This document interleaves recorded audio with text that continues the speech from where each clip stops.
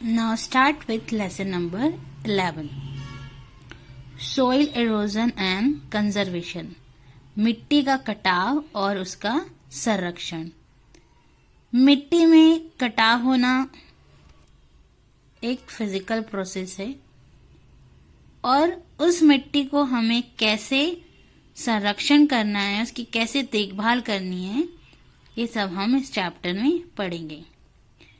Soil का formation कैसे होता है, कंपोजिशन कैसे होता है, इरोजन कैसे होता है और ऐसी कौन कौन सी चीजें हैं जो सॉइल इरोजन को इफेक्ट करती हैं.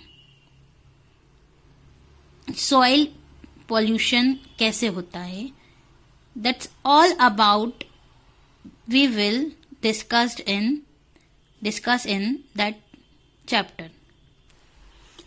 Have you ever visited an agriculture farm? आप किसी फार्म हाउस में गए हैं जहाँ खेती होती हो? If you go there, you will always find the farmer taking care of the field. अगर आप किसी एग्रीकल्चर फार्म में गए होंगे तो आप देखते होंगे कि किसान वहाँ हमेशा खेती करता रहता है और अपनी खेती की केयर करता रहता है. They level or upturn the soil, they irrigate the soil time to time. Do you wonder what is so important about the soil? Can the farmer afford to leave the soil just like that?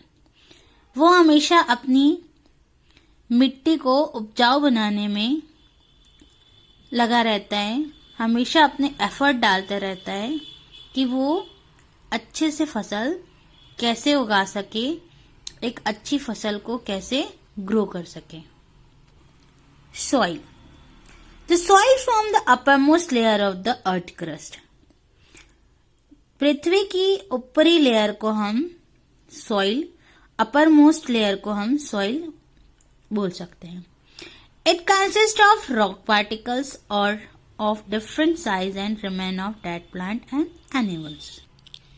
ये uppermost layer rock particle की different size और dead plant और animal से मिलके बनी होती है. It also hold air and water in it. ये मिट्टी अपने आप में हवा और पानी भी समाये हुए होती है. Soil is very important for all living beings.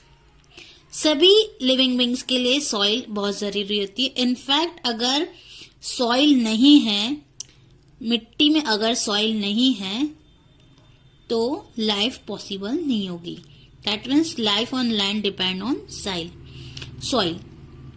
अगर आपको लैंड पर, आप पृथ्वी पर, धरती पर डिपेंड है तो उस मिट्टी में सॉइल का होना बहुत जरूरी है. Because it support the growth of plant.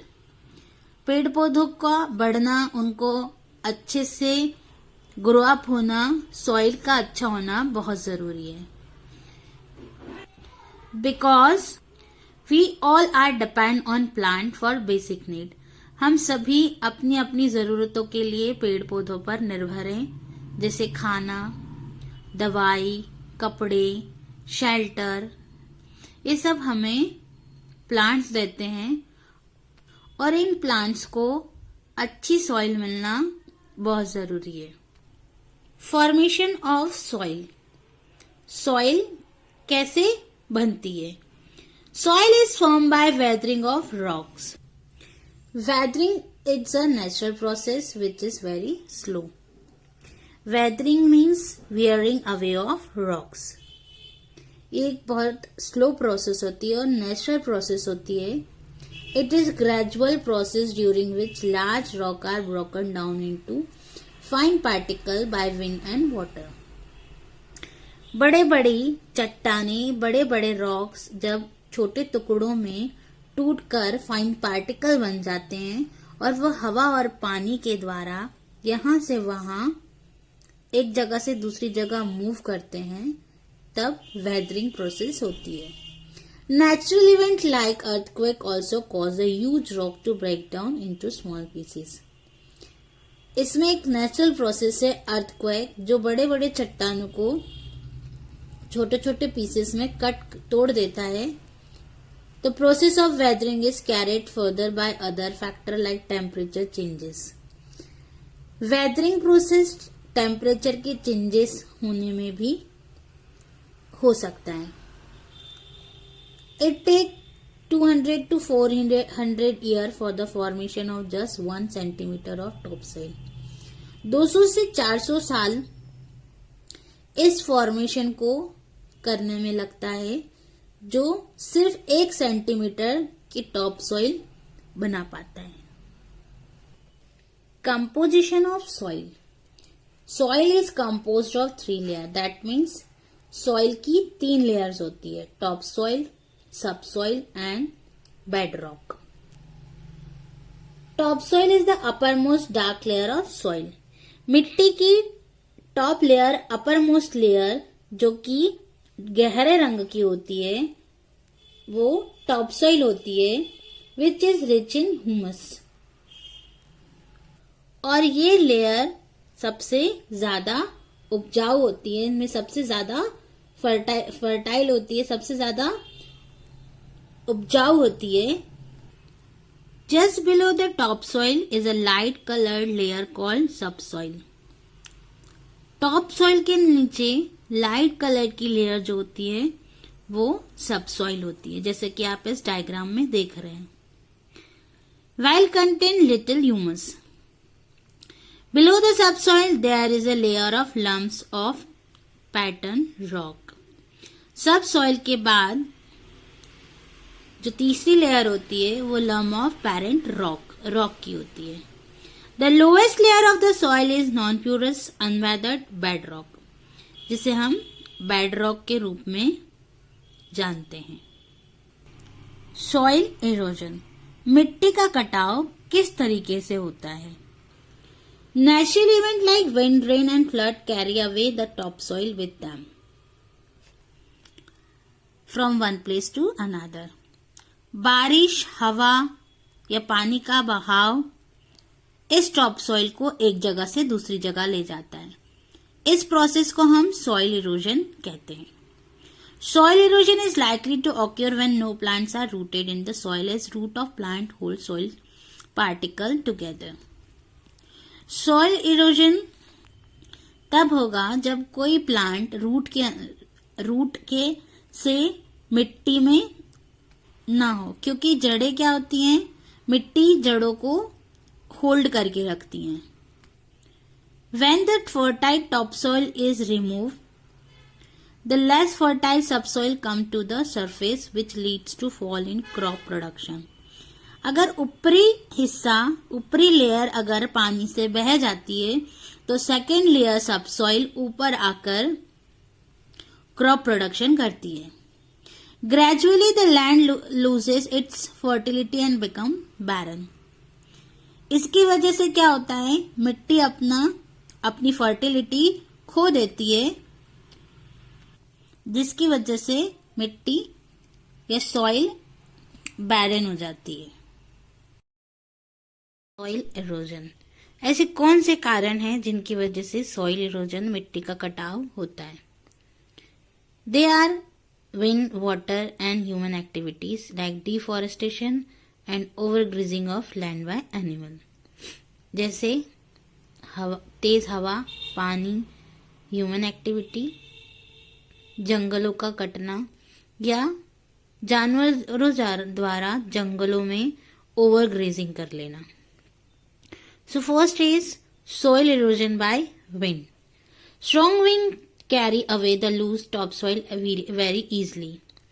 जब बहुत तेज हवाएं या तूफान हम बोल सकते हैं, जब इस प्रकार की कोई फिजिकल एक्टिविटी इन्वायरमेंट में होती है, तब मिट्टी की टॉप लेयर हवा से यहां से वहां डस्ट पार्टिकल के थ्रू उड़ जाती हैं. The land is not covered by land और एज लेस वेजिटेशन, जिसकी वजह से सॉइल इरोजन होता है और वहां पर plant has less vegetation. Plant का या पेड़ पौधों में कमी आना शुरू हो जाती है. Next is soil erosion by water. जब बहुत तेज पानी का बहाव होता है तब भी मिट्टी का कटाव हो सकता है। ये चीज अधिकतर जहां हैवी रेनफॉल होता हो वहां मिट्टी की टॉप सॉइल जो है वो इट कॉजिंग सॉइल इरोजन, वहां मिट्टी में कटाव होना शुरू हो जाता है। हैवी सॉइल इरोजन ऑक्योर इन हिली एरिया। ये मोस्टली हिली एरियाज में ज्यादा होता है because river water flows faster on the slope and take the fertile soil away. वहां से पानी का बहाव तेज होता है जो मिट्टी की अपर लेयर को बहाकर नीचे की ओर ले आता है and this process is called silting. जब पानी का बहाव या नदी का बहाव तेजी से मिट्टी की अपर लेयर को बहाकर अपने अंदर बॉटम की तरफ ले आता है तो उस प्रोसेस को हम बोलते हैं स्लीटिंग। Sometimes soil erosion causes water pollution. Large scale soil erosion can also lead on landslides. Landslides are moving of loose rocks down a slope of hill or mountain. This result in the loss of life and property. ये soil erosion नदी के बहाव को, नदी के रुख को बदल देती हैं, जिसकी वजह से वाटर पोल्यूशन भी होता है और बड़ी मात्रा में सॉइल इरोजन भी होता है, जिसकी वजह से it can also lead to landslide भी होते हैं।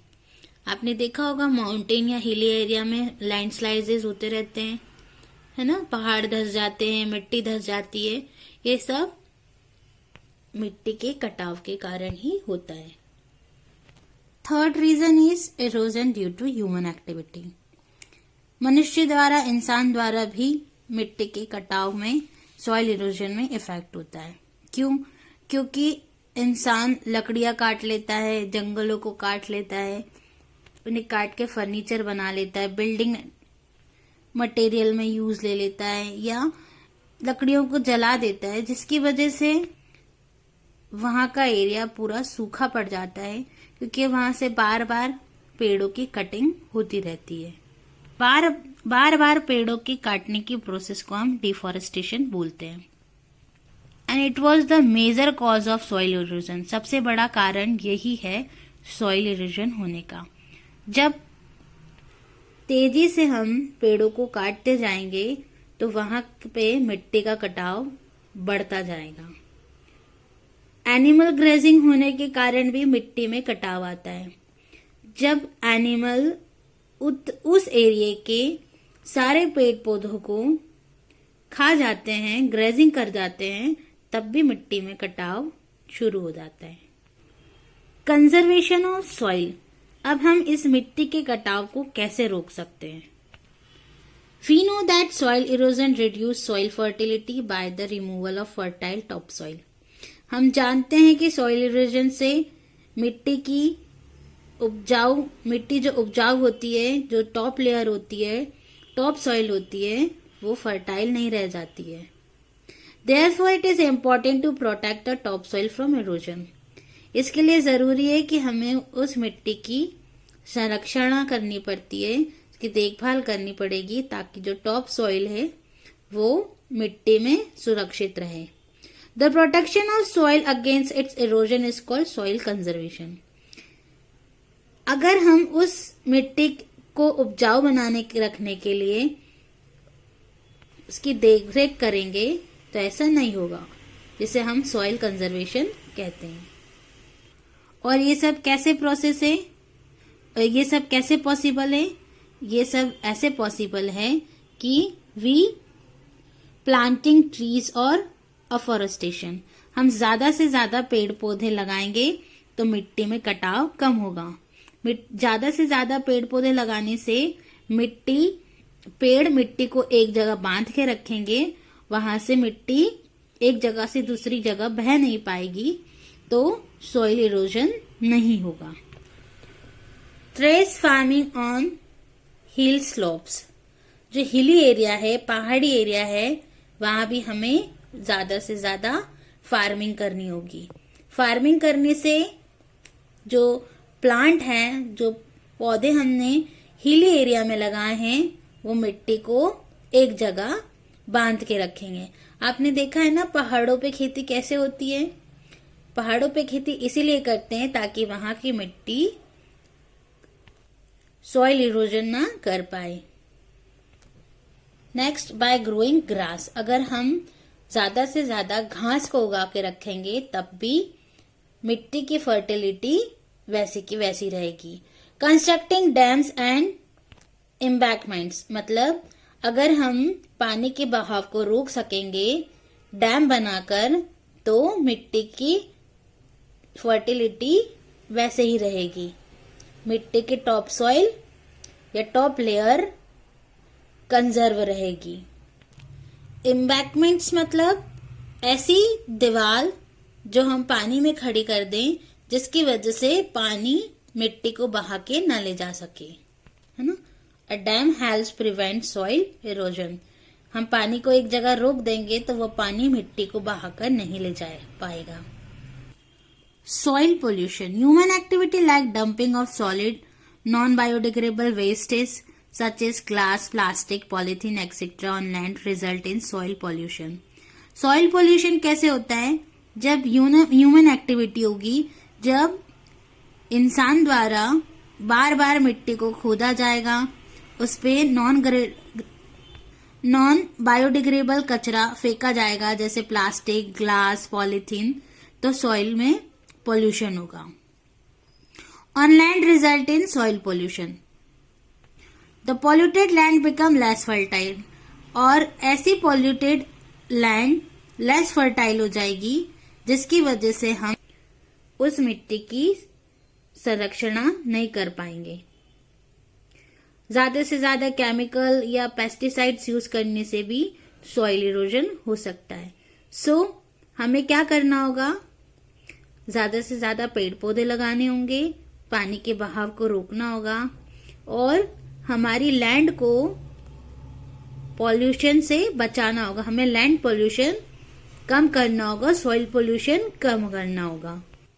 So that all about your lesson number 11, soil erosion and conservation.